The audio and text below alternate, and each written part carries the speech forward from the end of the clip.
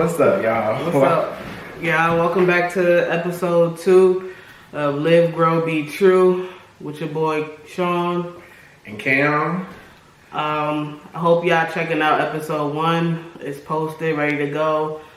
Make sure y'all give us some feedback, like, share, comment, subscribe, all that good stuff. Share. Get us out there because we want to be able to help more people and talk to more people.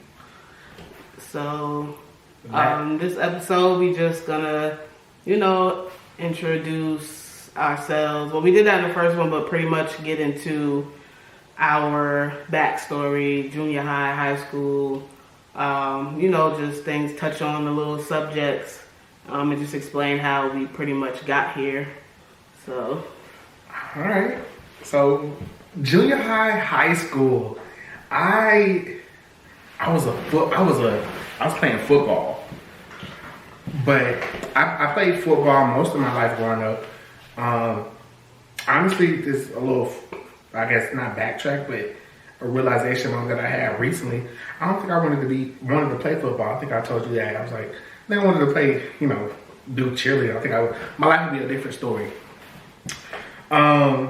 So in the football realm, it was weird.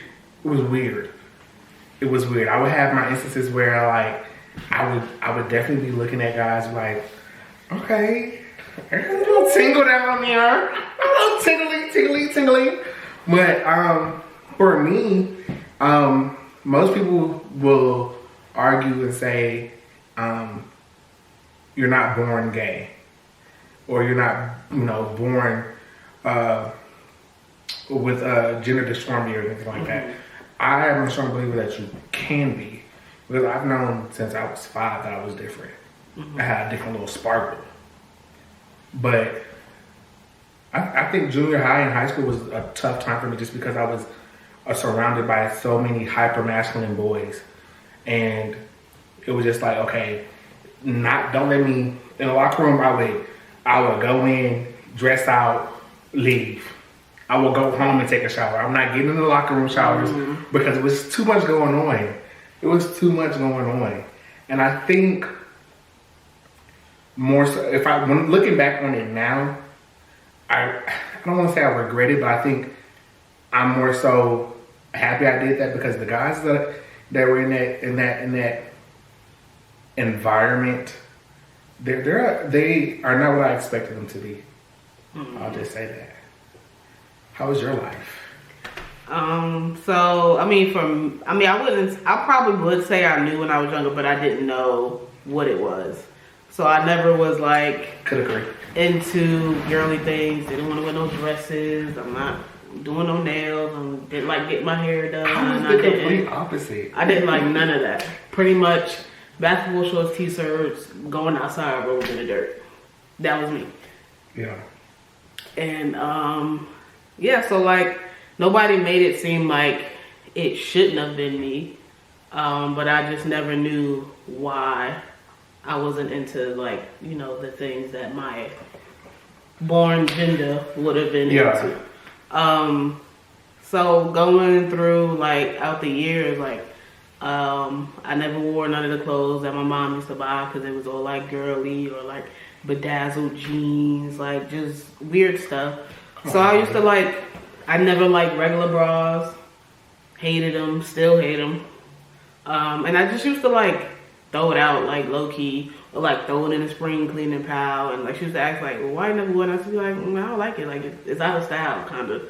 And then I used to make my brothers and sisters buy me clothes, the clothes that I want to wear, t-shirts and regular jeans and shoes. And that's when I got addicted to sneakers. I got my first pair of Jordans in 5th grade, and been loved ever since. And then high school, I had the same group of friends, so everybody was pretty much accepting of me, even though I didn't want to say or wasn't comfortable with saying what I was then. I think everybody knew except me. It was just I was behind a glass closet. I was just nobody really asked in those words. Nobody ever came out to me, asked me do you like girls? Or nobody really asked me that. My mom didn't even ask me that. Yeah. I just started dating girls and like bringing girls around, but she never like came out her mouth and asked like, are you gay or are you a lesbian? She never asked. Still to this day, she never asked. So now like with my transition, like it was hard for me to like actually say those words because I never had to. Yeah. So like my therapist explained like, you know, sometimes you gotta just like rip the band-aid off. So I guess that's really what I did. And I was nervous on the feedback and like what they would say and stuff like that. But in the back of my mind, I knew that it's something that needed to be said because I knew it was gonna make me feel better. I knew it was gonna make me become the person that I was born to be, the person that I want to be, and just be comfortable in me. So yeah, that my walk was definitely a lot different. Like I was getting caught on the P-Hub. Watch. on the P-Hub. On the P-Hub. And then I definitely had those questions come up like, are you? And I would lie because I was afraid of what would happen just because of the background my mother comes from and then my dad being this hyper masculine man. So it was just like, okay, I'm not going to be a disappointment to them. Mm-hmm. Coming from like a Christian background and military, and so it was very much scary. Mm-hmm. Dad putting me in football, playing all the type of sports, like all these male dominated sports. And it was a scary thing for me because I, unlike you, I didn't throw my clothes away. I was like, okay, let me just bite this bullet and wear these baggy ass pants that are horrendous. And it was sickening to me. I couldn't. They was ugly. It was sickening. Like I have pictures and videos. Actually, I have a picture of me when I was like with a scarf on. I was like, okay, been that girl, still that girl. It just didn't fit right. Like it was the bedazzled jeans. Like why is it all the way down to my ankle? Like I'm not wearing those. I couldn't very much Hannah Montana. I couldn't wear those. I said I'm not wearing those. It just wasn't. So like, cause I didn't have like my dad growing up, so it was just my siblings and my mom. So for me, it was like, well, if I say this or if I do this, is she gonna be disappointed? Or if I tell her I don't want to wear that or don't buy me that, is she gonna be mad? So that was pretty much my take on it, like why I never physically like said any of those words to refrain from like being a disappointment. Yeah. So I kept a lot of it bottled up. Like I never said anything until like recently. Yeah. Like you can ask any of them, nobody ever would have. No, she didn't say nothing. No, she didn't say no. I never said nothing until now. Yeah, I think the first time those, yeah, mom, I'm gay, this is not a phase anymore, was, I want to say I was either 19. I want to say it was 19. I was 19. I was laying in my bed. I was laying in my bed once again on the P-Hub. Once again on the P-Hub. My mom would say, is this what you like? Is this what it is? I'm like, yeah, girl. I was gay. I was gay. That's yeah. So she stormed out the room, like crying, mad, like upset. And then maybe like 15, 20 minutes later, she come back in the room and was like, "Are you gonna be able to give me grandbabies?" I said, questionable. I say maybe a puppy. Yeah, questionable. To this day, she'll ask for this grandbaby, but I mean, I foresee myself having kids, but no time soon. I mean, I don't know. Do you think you have kids one day? Me have them? Nah. What? But it's like a blur. Do you think you will build a family? I don't know. It's a blur there. Like sometimes I'll be like, yeah, and then sometimes I'll be like, no. Wow. But whoever like I end up with in my walk of life, if they want to, like I wouldn't deny them. Like, nah, I don't want no kids. Like, you know. So if they want to, I'm all for it. Papa Sean in the house, hey. But Papa Sean. If I'm by myself, then I'm not having no kids. Yeah, I think having kids is an ability, is a talent. Because for one, I don't know how my mother did it at all. I don't know how mine did it. 6. God bless. God bless. And he did. All God, 6. God bless. I just, and then coming right now, just granted, our times are different than what they used to be. Yeah. What used to be. So I feel like if I did have kids, they're more open to be who they are at an earlier stage than what I was. Yeah. I would rather like kids grow up now in these, I would say, more accepting times. I wouldn't say better times, but more accepting than it was when we were younger. I would say, like, when I was growing up, it was, oh, you sound like a female, you don't need to talk like that. I'm like, how do females sound? Right. What do females sound like? Because if you ask me, the bearded woman is still a woman. Yeah. It'd be baritone women singing, but they sound like a man. I definitely think kids now are more open and more able to be themselves. Yeah, I mean, nowadays we got like a bunch of different platforms, resources, hotlines and chats and everything to make, to let kids know that, they're not alone. And then there's like people that they can talk to if they can't talk to their family. Like, so I feel like now kids are growing up, being who they are. You still got society who like, you shouldn't do this, he's a boy, or he shouldn't do that. And it sucks that, some kids do have to grow up that way. Like, you're a boy, you can't play with that. Like, why not? That was the biggest thing for me as a child. Like, I can remember the time, so my cousin Tootie, hey Tootie, got a name job. my cousin Tootie used to have this Bratz, I think it might have been a Yasmin doll, the little heads, and we used to play and braid her little hair up. And I would just remember like my uncles coming in or like my older cousins. Oh, you don't even play with that. Put that little doll up. You're a boy. Go outside and play on his bikes and stuff.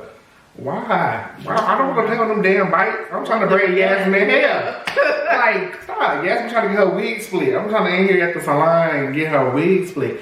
And then, I don't know if you saw recently where on Facebook and... Oh, they were saying like the boys with the kitchen... The kitchen stand! Like, what? These chefs out here making money. These chefs out here making... Let that little boy cook. Let him cook, because I'm hungry. Yeah. And that's just, I think, for sure, if anything, what hasn't changed is the male image. Yeah. That hasn't changed. As a man, you're supposed to provide for your woman or provide for the whoever's under you or whatever. You're supposed to be on top. And that's just not the case anymore. Sometimes life don't work out there. Sometimes the female got to take charge, and that's okay. But as long as you don't like downplay her in the process or like make it seem like she ain't elevate you, and right? And that's where a lot of men go wrong, because it's like, you ain't got it, so I got it. They want to have it. It's just, you ain't got it. You don't got it, babe. You don't have it. I mean, I learned that the hard way. I used to be a people pleaser. People pleaser, like. Can you do this? Yes. Very much yes man right here. Or I'm either saying yes, or like I was very much antisocial when it came to like certain stuff. Like a lot of times I used to be up in my room and nobody knew I was home. Why? I don't know. I got to a point in my life where I just stayed to myself. And it was hard to like tell family what I was going through, so I hung out. If I did go, I hung out with my friends a lot. So, and then when I was home, nobody really knew I was home because I didn't make no noise. I was just in my room. Like, I had everything in there. If I could put a bathroom in there, you wouldn't have never saw me. Like, I had a little fridge in there, had my game in there, I was in there set. Yeah, I was very younger. I was a social butterfly. So I was into everything, talking to everyone. Very much a people pleaser. I remember the time where I had... From the time, I think I might have been in 3rd or 4th grade, I had broke up my piggy bank with nothing but quarters and stuff in it. And and this is when I thought I had liked this girl or whatever. And if my mama watched this, she'll comment and let y'all know that I broke this piggy bank open and went into the candy store and bought her all this candy, and didn't save not one little dime. And then my mama cussed me out so bad. You don't even know this little girl. We had just moved to this little area we was in. I like her, mommy. I like her. I like her. You know, I didn't know what like was. She was just using me, and my heart definitely affected me now growing up. I would say more so than ever, because I gave my last to the people I thought I cared about, or people I thought cared about me the way I cared about them. Child, that's a different story for a different day. Yeah. that I can. I'm not gonna talk about it. Yeah, I was so like, I really never wanted to disappoint my mother, like to the point where like I really wore a dress to my senior prom. Disappoint when your parents be like, you disappointed me. That's heartbreaking. I didn't know what she was like, cause I wasn't going.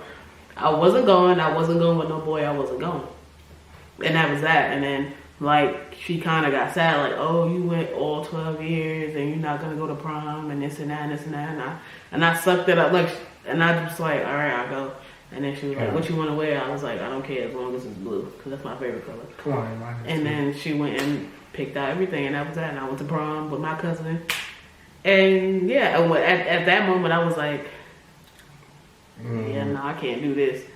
I swear to God, once prom was over, me my Adidas and my jeans. Back at it. Yeah, I think when the moment of realization was like, yeah, I can't do this. I had sexual relations with a female. And I was just like, I always compare it to okra. Like, when it's been cooked too long. If you know what okra look like in... Okra though? Okra, it's slimy. It be slimy. It's like... it makes me not... We are not gagging. Okra? Yeah, I like okra, but the texture of okra, keep it. That's what it felt like, the texture of okra, like the sliminess of okra. And you say you'll never do this again? Yeah, it's not going back in here. No ma'am, no cheese on turkey. Yeah, so I mean, we went through some of the same experience, but different. I mean, you know, we're here and we're queer. Definitely that. But we did get a question, right? We did get a question. We got a viewer question. What was the question? The question was, how do you think men can be bisexual? Yeah. You took a long pause on the wrong side. Why did you take that long pause on the wrong side? Okay, I'll say yeah, but then it also depends on the guy. Wait. Because like you got some dudes who are DL and then they still gonna have relations with females, and you know what I'm saying, without that female being aware that he date dudes. And then you got the dudes who honest like, yeah, I like both. We gonna you know what I'm saying, and that's okay. But it be the not giving her a choice. That's what I'm like.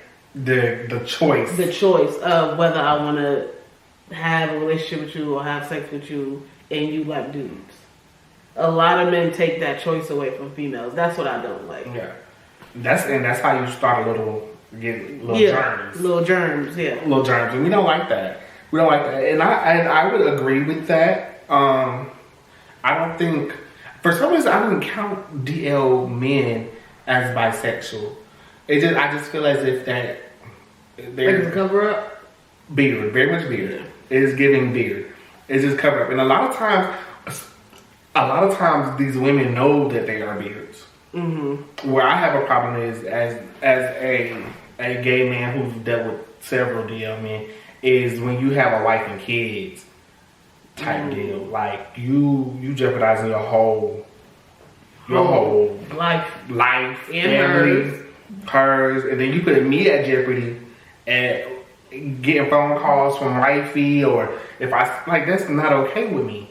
So I didn't really count them as being bisexual. I do think men can be bisexual, but I also believe that some men have a preference over whether they like females more or males more. And I think this world that we're living in, this society that we're in right now, is more like I like females a lot, but I have some fun with a guy too, but I'm not gonna be dating. That's why I think that. And I honestly think a lot of men are bisexual. They're just scared. You do? I do. Why? I just do. You can't tell me. I think let me not just say men. I think everybody is a little bisexual or bi-curious. Okay. Like they've thought about it. Like they've thought about it. And they was like, I ain't gonna do it because it's giving very much not me. Okay. But I just feel like everybody's either thought about it or experienced it once or twice. And then it's like, yeah, this is not me. I'm a firm believer. Try it once, at least once. If you don't like it, don't knock it till you like it. Try it. That's the type of person I am. So I definitely think you can be bisexual, but you definitely have a preference more on whether you like male or female. More. Okay. It's giving like 40-60? Yeah. Because even for myself, I guess I can consider myself a little bisexual. Because like I said, I think I said it in the pilot video. I really am attracted to like studs, but is that really bisexual? I mean, yeah, because they're still a female. Yeah. But I mean, they're still a female, just they look like a little. Yeah. But so that's gonna wrap up episode 2. We hope y'all enjoyed our conversation tonight. And feel free to throw some more questions out there, throw some situations out there, throw some problems that y'all dealing with out there. And trust and believe, we're going to talk about it, dissect it, we're going to give you our opinion. We're going to do all of that. Give us the opportunity to get our podcast longer. Yeah. Because, I mean, with us, we can bounce off each other and everything like that, beat off each other's. We need comments, we need questions. We need content, we need... Feed us so we can feed you. Right. For sure. And until next time, continue to live, grow, and be true.